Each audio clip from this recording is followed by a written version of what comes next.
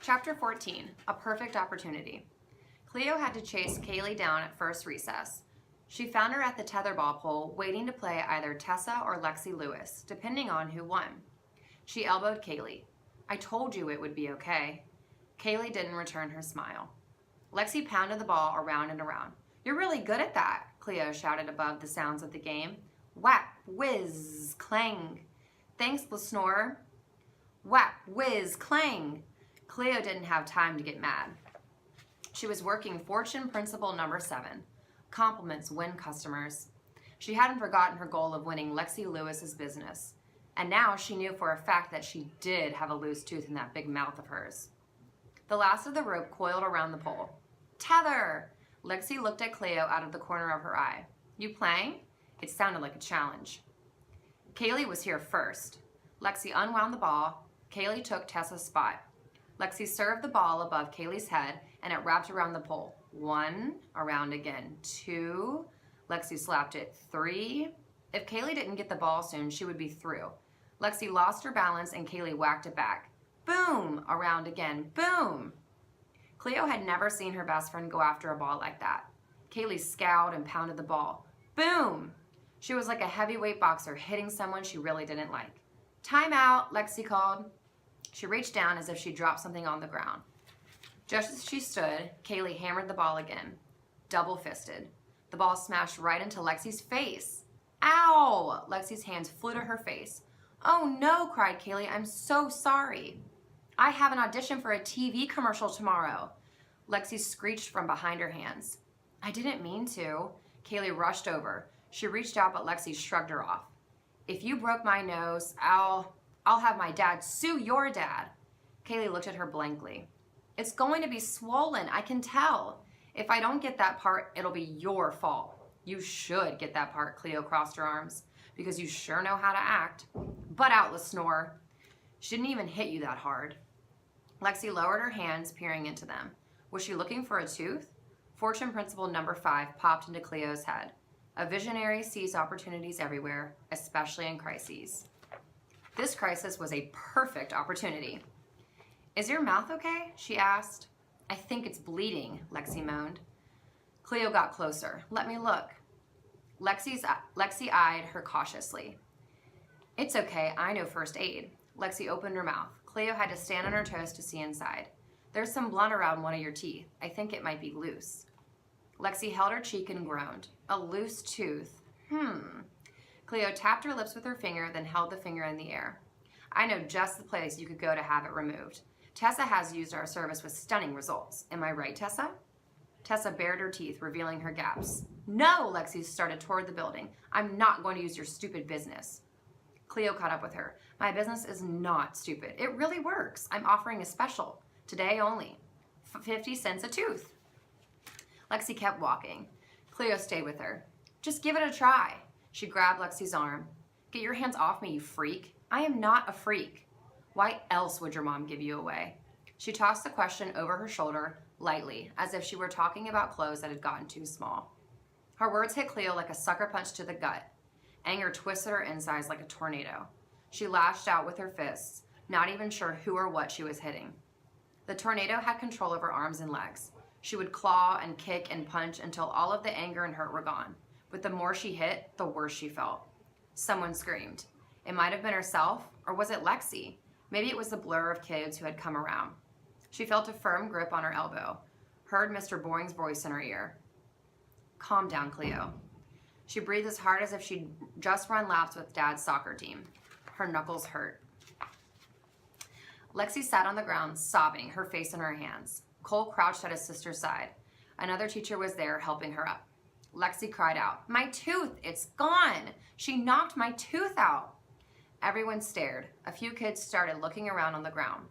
Micah Mitchell shouted, "Here it is!" and handed the tooth to Lexi. She glared at Cleo as the teacher led her away. "It was already loose," Cleo pleaded to Mr. Boring. She needed her teacher to understand. He said they needed to go to the office. She looked around for Kaylee, but Kaylee stayed where she was, in a huddle of girls, only once glancing in Cleo's direction. "Hey," Cole trotted up. "I know my sister can be a pain, but you didn't have to go all MMA on her." Cleo tried to say sorry, but she was afraid she might cry. Mr. Boring looked serious. He nudged her forward. Come on, Cleo, let's get inside. It suddenly dawned on Cleo. She was in a lot of trouble. She spent the rest of the morning in the office, first waiting until Lexi had seen the nurse, then sitting in front of Principal Yu, talking about what had happened. My dad is a lawyer. He'll sue you for damages, Lexi threatened. She had suddenly gained a lisp, as if her tongue didn't know what to do with the new gap in her mouth. Hold on now, Principal Yu leaned forward in his chair. Nurse Bashara said she didn't see any injuries, just your tooth, which I've been told was loose already. Thank you, Mr. Boring. So, girls, what happened out there? Mr. Yu pushed his black-rimmed glasses farther up his nose. She attacked me. Cleo, do New Heights Eagles use hitting to solve problems? He stared at Cleo, unblinking. Cleo felt herself getting warmer, as if Principal Yu's gaze had fire-starting power. No, Mr. Yu. She kept her eyes on her lap, wishing he would stop staring at her. No, they don't. New Heights Eagles talk it out. And if it's too big a problem to resolve on their own, they get an adult. Lexi crossed her arms. She was pestering me to use her tooth-pulling business. She moved like a bobblehead toy, her head swiveling on her neck as she spoke. She pulls teeth with a Nerf gun. She did to my brother before school, behind the portable. She's obsessed. Principal Yu's eyebrows rose. A Nerf gun? Behind the portable? Meatloaf and McDonald's. Actually, Cleo needed to speak up before Lexi Lewis had her convicted and on her way to jail, or rather, suspension. It was for a class project. My passion project. Your passion is pulling teeth? Mr. Yu looked at her over the top of his glasses. No, Cleo laughed. Silly Principal Yu. Starting businesses. I got the idea for a tooth removal service when one of my friends was afraid to pull her own teeth. I have an ad on YouTube if you want to see. Cleo leaned forward excitedly. Mr. Yu pushed back his chair. Maybe later. Please stay here, ladies. He left his office. Lexi Lewis smiled smugly. Cleo drummed her fingers on her thighs. Was she in trouble for the Nerf gun or not? A few minutes later, Mr. Yu came back with Mr. Boring. Cleo's heart sank. Mr. Boring took the seat next to Cleo. Cleo, did you bring a Nerf gun to school? His eyes were kind, but she knew the answer would seriously disappoint him. She looked at her hands in her lap. Yes, Mr. Boring. Her head snapped up. But I wasn't playing with it, and I wasn't hurting anyone. She glanced at Principal Yu, pulled a few loose teeth, that's all. Principal Yu sucked in his breath. I'm sorry, Miss Oliver, but between initiating a fight and with Miss Lewis, she's the one who started it, Cleo wanted to shout. And bringing a gun to school? Not a gun, Mr. Yu. My extractor extraordinaire. Trademark. Lexi scoffed under her breath. And bringing a gun to school, I'm going to have to send you home for the day as a consequence of your poor choices. Mr. Yu, Mr. Boring spoke, if I may interject for just a moment, do we know what prompted the outburst? He turned to Cleo. Why did you hit Lexi? Cleo's palms were suddenly clammy. Her heart beat so hard it shook her chest. She needed to get away, to go home. Principal Yu turned to her. Miss Oliver? Telling Mr. Yu what Lexi had said would be like Barkley exposing his belly. He only did that with his family. Miss Oliver? She couldn't repeat the words. She was making fun of me because I'm adopted. Principal Yu cleared his throat. I'm very sorry to hear that.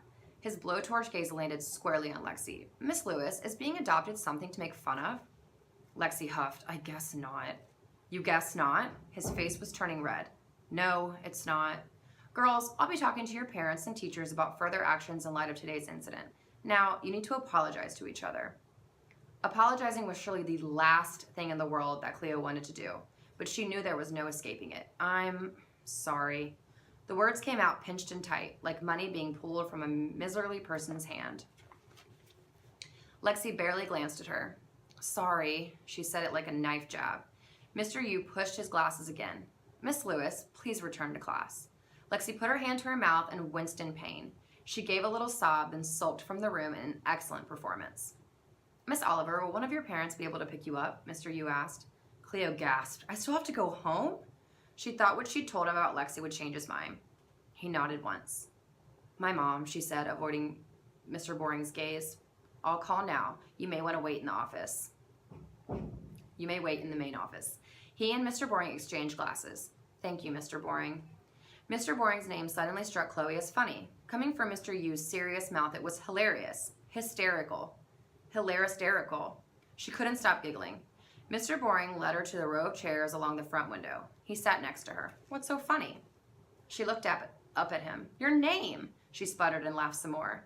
Thankfully, Mr. B was laughing with her. Your tooth-pulling method is brilliant, by the way. Thanks, Mr. B, but I have a feeling I won't be using it again anytime soon. If only she hadn't gotten so worked up about Lexi's stupid words, maybe she wouldn't be unemployed. And that's the end of chapter 14. Tomorrow's 15. Let's go.